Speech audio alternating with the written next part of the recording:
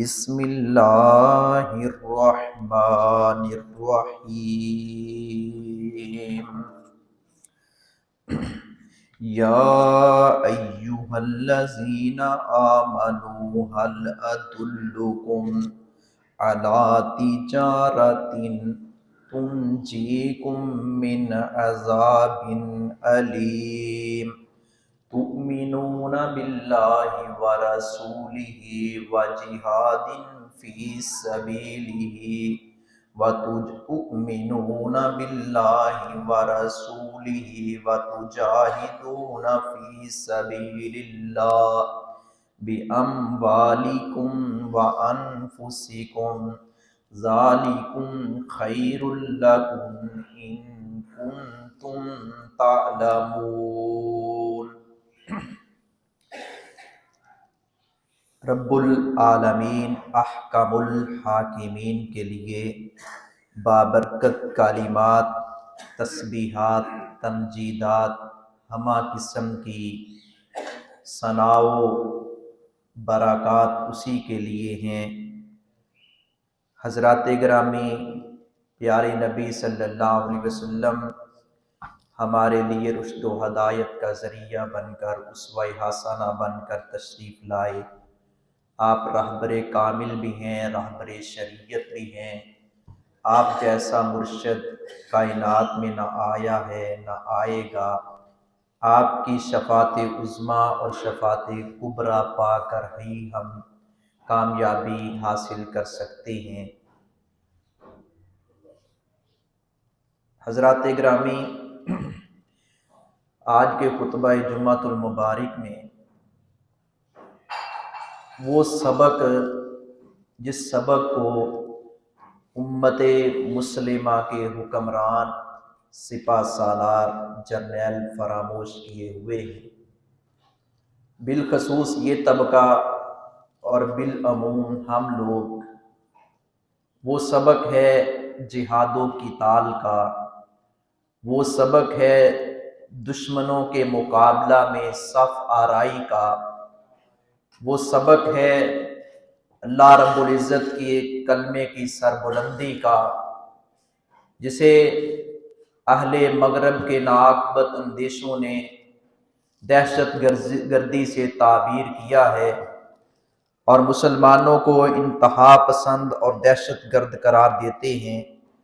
بدقسمتی سے یہی بات امت مسلمہ کے حکمران اس بات کا شکار ہو چکے ہیں، جبکہ حضرت مغیرہ بن شعبہ رضی اللہ تعالیٰ عنہ کی بات ہی میں آپ حضرات کے سامنے رکھوں گا۔ انہوں نے رستم سے کہا تھا، ہم جہاد دنیا کے لیے نہیں کرتے، مال و متاع اور قبضے اور جائیداد اور پراپرٹی کے حصول کے لیے نہیں کرتے، بلکہ ہم جہاد و قتال کرتے ہیں اس لیے کہ اللہ کے بندوں کو بندوں کی غلامی سے نکال کر اس کی غلامی میں دیا جائے اور اللہ رب العزت کا کلمہ بلند ہو جائے۔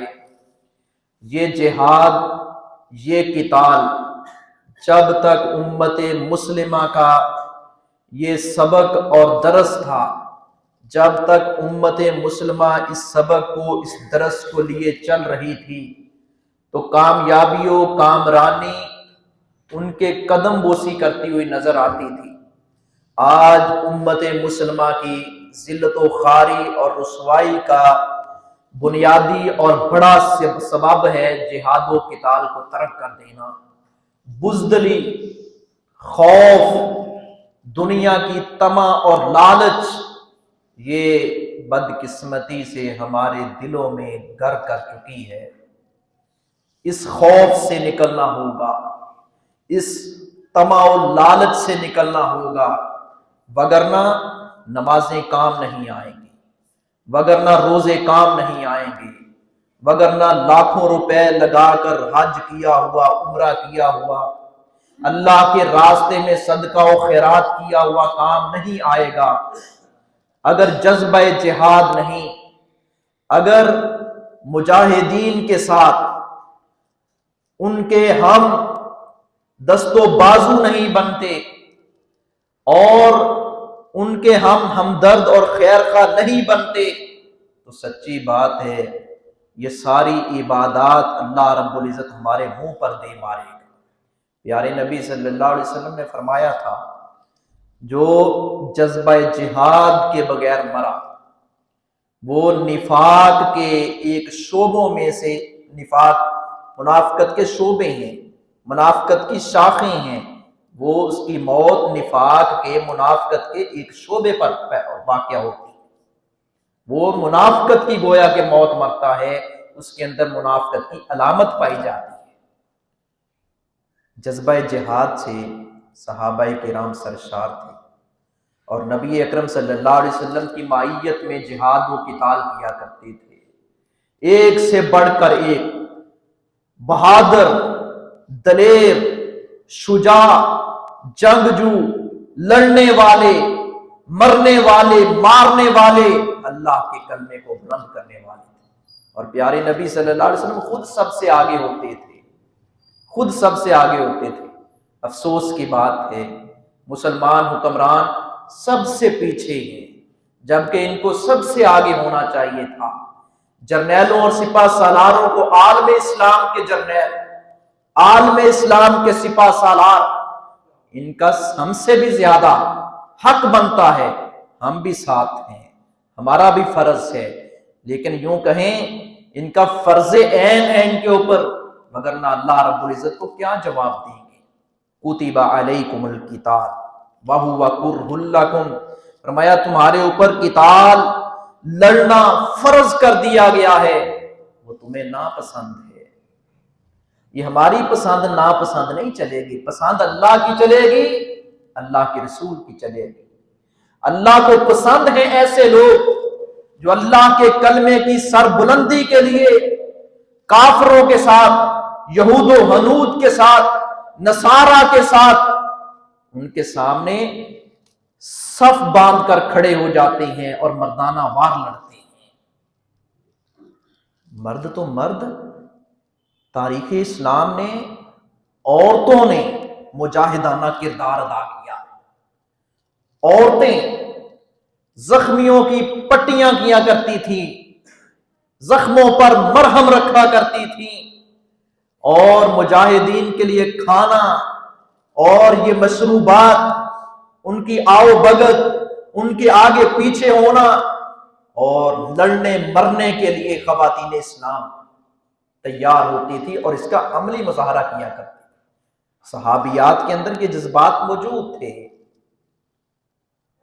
آج تاریخ اسلام اگر ہم پڑھ کر دیکھیں تو یقین جانیے ایک غیرت مند مسلم کے رونگٹے کھڑے ہو جاتے ہیں۔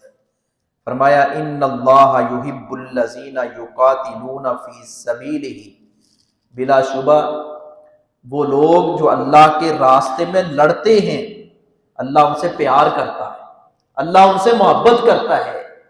فلسطین کے غیور مسلمان وہ اللہ رب العزت کی محبت کے مستحق ہیں اور اللہ رب العزت ان سے بہت پیار کرتا ہے۔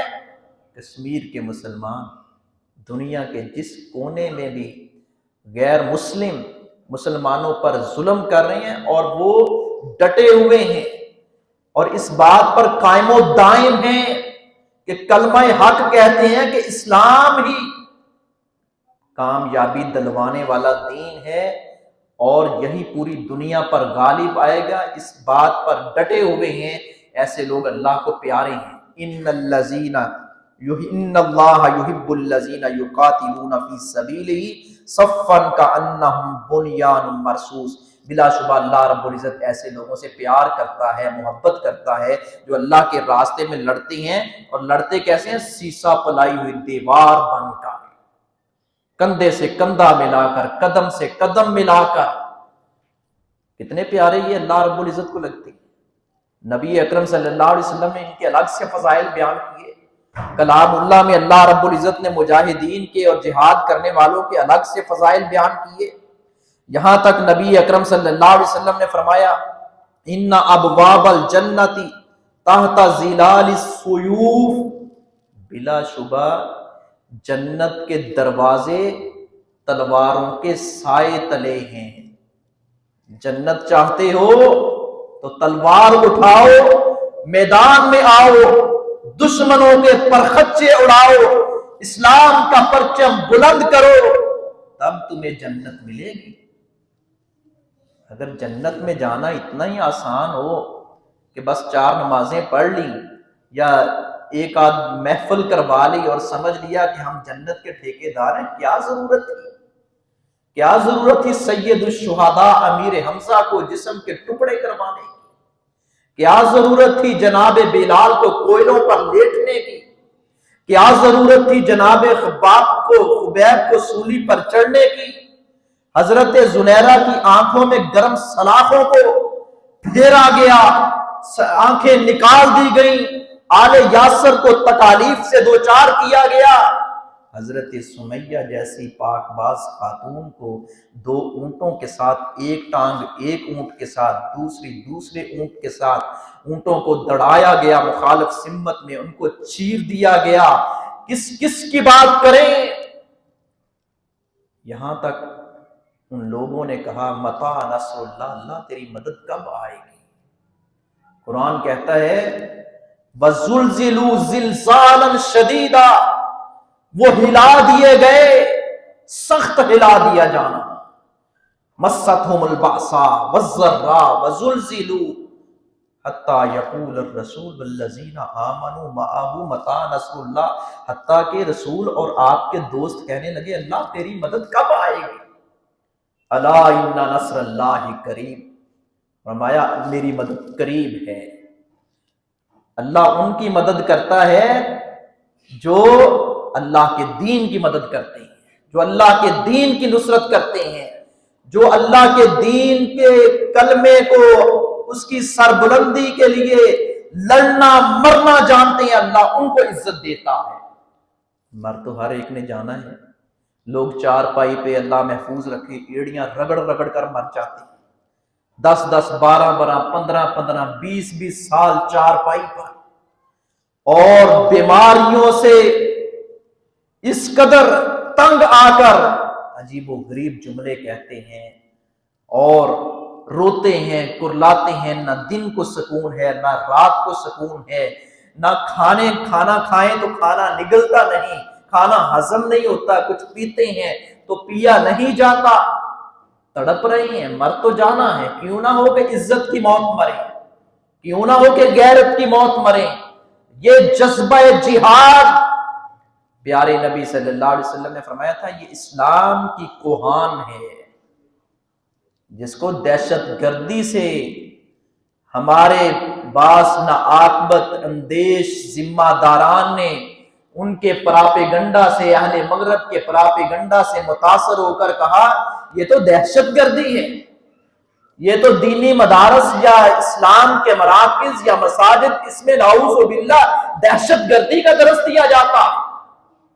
اگر قرآن یہ پڑھنا، قرآن کے اندر جہاد کی آیات یہ حفظ کرنا، اس کو سیکھنا سمجھنا اور کلمہ جہاد، کلمہ حق بلند کرنا اور جہاد و قتال کی تعلیم دینا یہ دہشت گردی ہے، تو امت مسلمہ کا ایک بچہ پھر دہشت گرد ہے، آپ اس کو کہیں۔ جیسے کہتے ہیں نا داڑھی رکھنے، چور نے بھی بسا اوقات، ہر داڑھی والا چور نہیں ہوتا، بلکہ چور بسا اوقات داڑھی رکھ لیتا ہے۔ ہم ایک بندے کو دیکھتے ہیں کہ خود کچھ یا 2 4 یا کچھ لوگوں کو دیکھتے ہیں جو غلط تنظیموں اور ان کا برین واش کر کے ان کو ابھارا جاتا ہے، اکسایا جاتا ہے، غلط معاملات پر تم نے فلاں کو اڑا دیا تو تم جنتی بن گئے، تم نے خود کچھ دھماکہ کر دیا، فلاں فرقے کی مسجد، فلاں خانقاہ پر دھماکہ کر دیا، ایسے کر دیا ویسے کر دیا، تم جنتی بن جاؤ گے۔ ہم بالکل اس کے حق میں نہیں ہیں، ہم امت مسلمہ کے ساتھ لڑنے کے قائل و فائل نہیں ہیں، اور ہم اس بات کی تردید کرتے ہیں جس نے کلمہ طیبہ پڑھا ہے وہ اس کے ساتھ ہماری محبت ہے، اس کے ساتھ ہمارا پیار ہے۔ لڑنا مرنا کس کے ساتھ ہے؟ کفر کے ساتھ، اہل کفر کے ساتھ۔ حضرات گرامی، یہ جذبہ جہاد، اس کے لیے کوئی ضروری نہیں کہ ہر بندہ اسلحے سے لیس ہو. اسلحہ ضرورت ہے، مجاہد کو تیاری رکھنی چاہیے. ٹیکنالوجی، جدید اسلحہ. پہلے ہوتا تھا لوگ اونٹوں پر، گھوڑوں پر، خنجروں کے ساتھ، تلواروں کے ساتھ، نیزوں کے ساتھ، ایسے چھرے لے کر میدان میں مردانہ وار لڑتے تھے، مارے گئے اور مار کھا لی، مار دیا، غازی بن گئے، شہید بن گئے. اب تو سیدھی سیدھی جنگیں ہوتی ہیں. لیکن یہ تیاری رکھنا، اللہ رب العزت جزائے خیر دے ڈاکٹر عبد القدیر کو.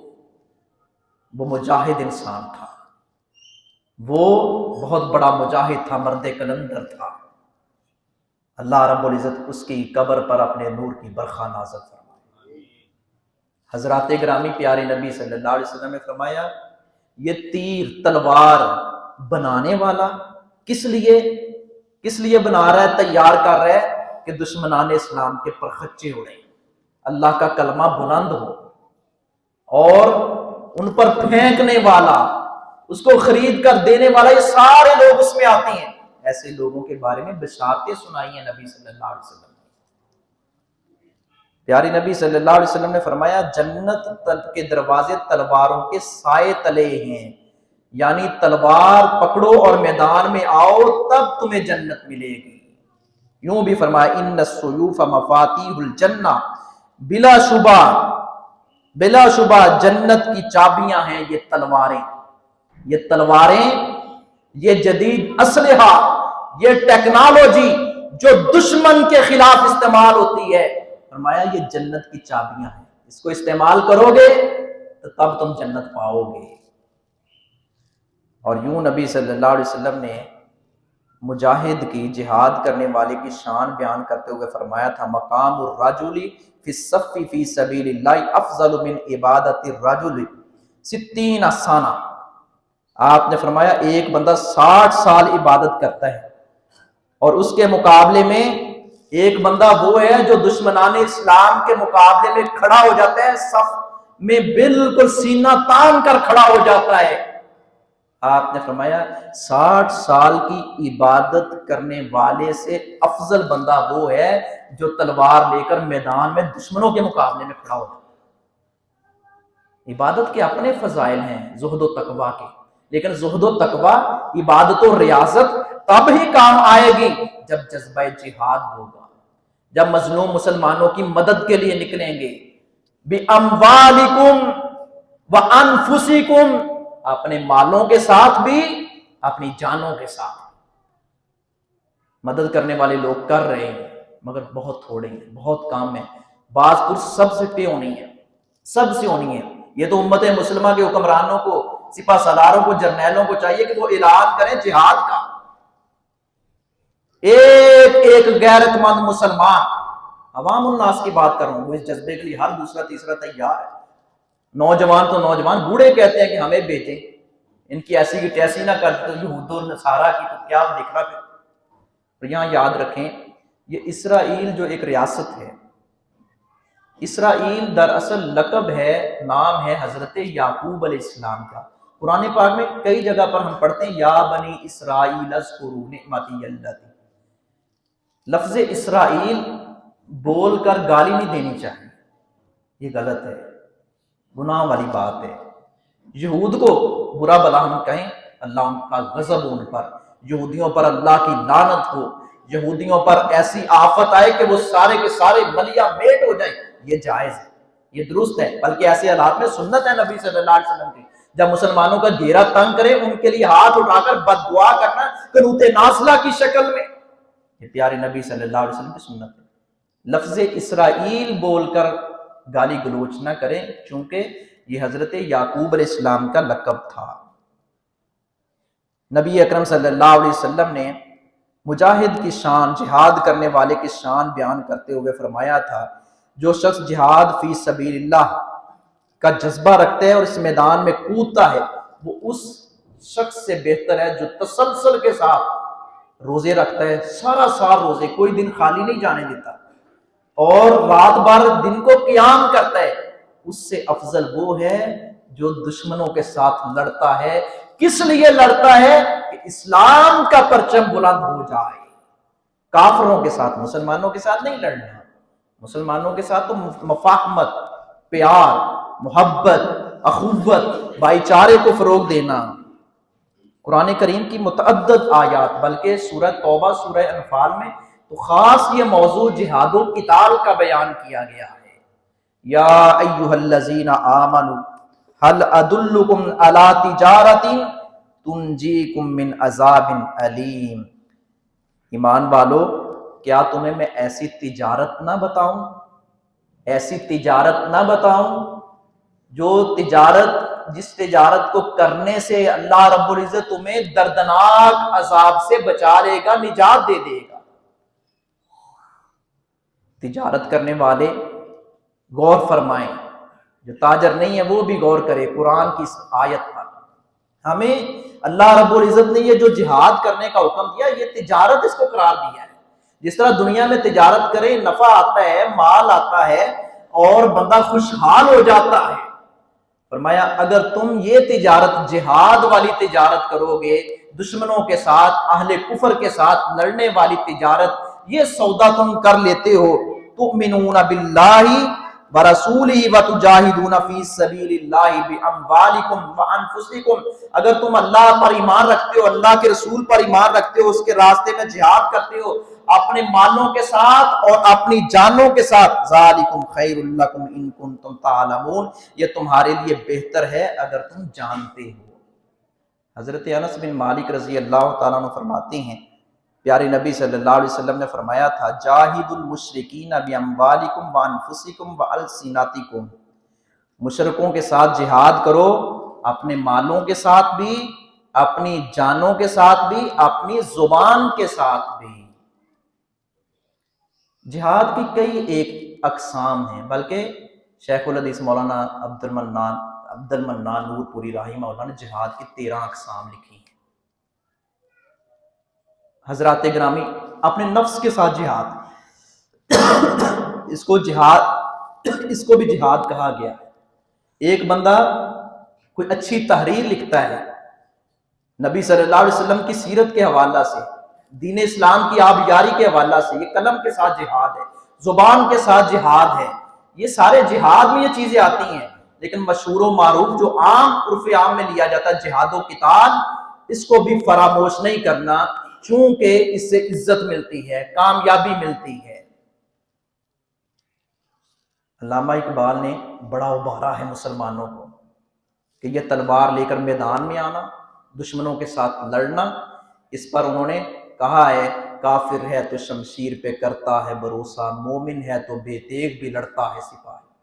آج بعض ہمارے اچھے خاصے پڑھے لکھے، وہ جی ہم ان کے ساتھ لڑ نہیں سکتے، وہ بڑے طاقتور ہیں، ہم بڑے کمزور ہیں. یہ ہماری ایمانی کمزوری ہے، یہ ہماری بے حسی ہے، اور یہ ہم غیرت سے محروم ہیں، اسلامی غیرت و حمیت سے. سعودی عرب کے جو اپنا حرم کے جو امام ہیں، ان کے بارے میں زہر اگلا جا رہا ہے، ان کے بارے میں زہر اگلا جا رہا ہے کہ جی وہ انہوں نے، شیخ سدیس صاحب نے کہہ دیا ہے کہ جی وہ اسرائیل والوں کے ساتھ نہیں جانا چاہیے، وہ فلسطینیوں کی مدد نہیں کرنی چاہیے، اس لیے یہ فتنہ ہے بہت بڑا، یہ فرقہ واریت پھیلا رہی ہیں. انہوں نے ایسی بات کوئی بھی نہیں کی. ان کی تقریر سنیں آپ، وہ وائس سنیں، اس سیاق و سباق اچھے طریقے سے سنیں، بلکہ وہ تو دن رات دعائیں کر رہے ہیں، اللہم احفظ المسجد الاقصی، اللہم احفظ المسجد الاقصی، اللہم انصر المجاہدین فی فلسطین. عربی زبان بڑی وسیع زبان ہے، ایک ایک لفظ کے کئی معنی ہیں. اپنی مرضی کا مطلب نکال کر اور ائمہ حرمین پر کفر کے اور منافقت کے فتوے لگانا اور ان کے بارے میں نازیبا زبان استعمال کرنا، کم سے کم ایک دانا اور غیرت مند مسلمان کو اس پہ غور کرنا چاہیے. میرا جو رویہ ہے میں غلط کر رہا. ہاں ہم یہ کہتے ہیں کہ پاکستان کے حکمرانوں کو اور پاکستان کے سپہ سالاروں کو، سعودی عرب کے حکمرانوں کو اور سعودی عرب کے سپہ سالاروں کو سب سے پہلے آگے ہونا چاہیے، کیونکہ یہ دونوں ریاستیں اسلام کے نام پر معرض وجود میں آئی ہیں. فلسطینی سب سے پہلے دیکھتے ہیں تو پاکستان کی طرف دیکھتے ہیں، پاکستان کے حکمرانوں کی طرف دیکھتے ہیں. فلسطینی سب سے پہلے نظر اٹھا کر دیکھتے ہیں کہ سعودی عرب سے ہمارے لیے کوئی مدد کے لیے آئے گا. کوئی لڑے گا ہمارے ساتھ آ کر، کوئی ہمارے دکھ درد میں شریک ہوگا۔ پیارے بھائیوں، اللہ رب العزت نے جگہ جگہ قرآن کریم میں جہاد کا تذکرہ کیا ہے، اور جہاد و قتال، ما لکم لا تقاتلون فی سبیل اللہ والمستضعفین من الرجال والولدان الذین یقولون ربنا اخرجنا من هذه القرية الظالم اہلها۔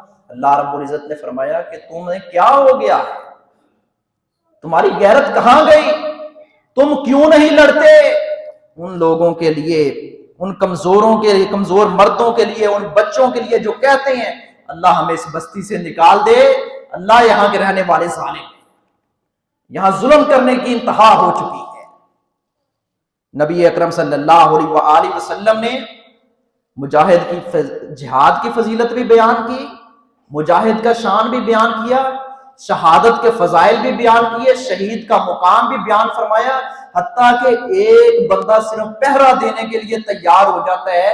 نبی اکرم صلی اللہ علیہ وسلم نے فرمایا ایک گھڑی جو مجاہدین کے لیے ان کے ساتھ کھڑا ہو جاتے ہیں، اسلامی فوج کا پہرا دیتا ہے، اس کی وہ پہرا دیا ہوا ایک گھڑی دنیا و ما فیہا، دنیا اور جو کچھ اس کے اندر ہے، سب سے بہترین وہ وقت اور خیر والا معاملہ اس نے کیا ہے جو اللہ کے راستے میں پہرا دیتا ہے، مجاہدین کے ساتھ کھڑا ہو جاتا ہے۔ وجاہدوا فی اللہ حق جہادہ، جہاد کرو جس طرح جہاد کرنے کا حق ہے، لتکون کلمۃ اللہ ہی العلیٰ، کس لیے لڑنا ہے کہ اللہ کا کلمہ بلند ہو جائے۔ ایسے حالات میں ہم اسرائیل کی جو مصنوعات ہیں ہم ان کا بائیکاٹ کرنے کے لیے تیار نہیں ہوتے، جہاں تک بس چلتا ہے، جہاں تک بس چلتا ہے وہاں تک تو ہم کریں۔ یہ میکڈونلڈ اپنا جو ہے ریسٹورینٹ ہے، یا اسی طرح وہ KFC ہے، کافی فرق پڑا ہے، لیکن اگر بندہ سوچے یار میرے کرنے نہ کرنے سے کون سا فرق پڑے گا، ایسا ہر بندہ سوچے گا تو ہم ان کو سپورٹ کر رہے ہیں، وہ ان کے ایجنٹ ہیں اور وہ ان کے معاون اور مددگار ہیں، وہ فلسطینی بچوں کا قتل عام کر رہے ہیں، نہتے مسلمانوں کو، عورتوں کو، نوجوانوں کو، بوڑھوں کو، بزرگوں کو، ان پر ظلم و ستم کے پہاڑ ڈھا رہے ہیں۔ ہم کہتے ہیں ہمارے کرنے نہ کرنے سے کیا فرق پڑے گا۔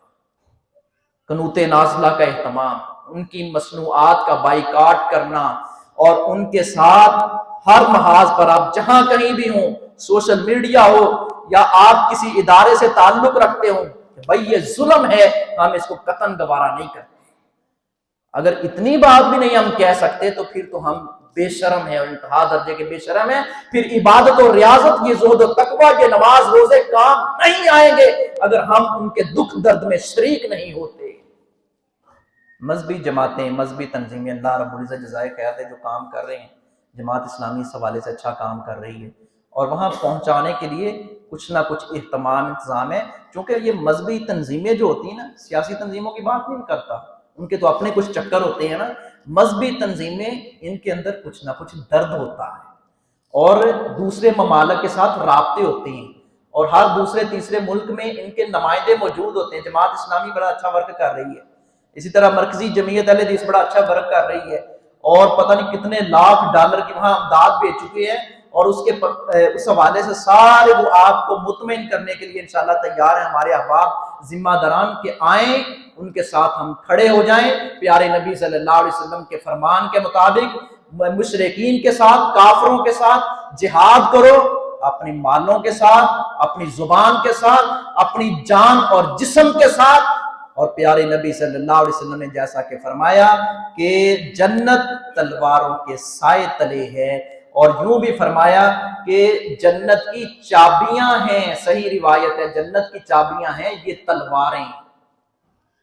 آج کے دور میں یہ جدید اسلحہ اسی کے قائم مقام ہے، یہ چیزیں ان ہتھیاروں کو تیار کرنا اور ان کو خرید کر دینا، ان کا مددگار بننا، یہ ساری چیزیں اس میں آتی ہیں، اور دن رات ان کے لیے دعائیں یار ہم دعا ہی نہیں کرتے، سچی بات ہے۔ اگر ہم کم سے کم بیٹھ کر دل لگا کر دعا کرنے والے بن جائیں کہ اللہ ہم بے بس ہیں، اللہ یہ ظالم جانے نہیں دیتے ہمیں، اللہ وہ بیچارے ظلم کی چکی میں پس رہے ہیں، اللہ یہودیوں کو تباہ و برباد کر دے، اگر ہمارے دل سے یہ آواز نکلے گی تو یقیناً اللہ کی مدد ان کے ساتھ ہوگی۔ وما علیہ الا البلاغ۔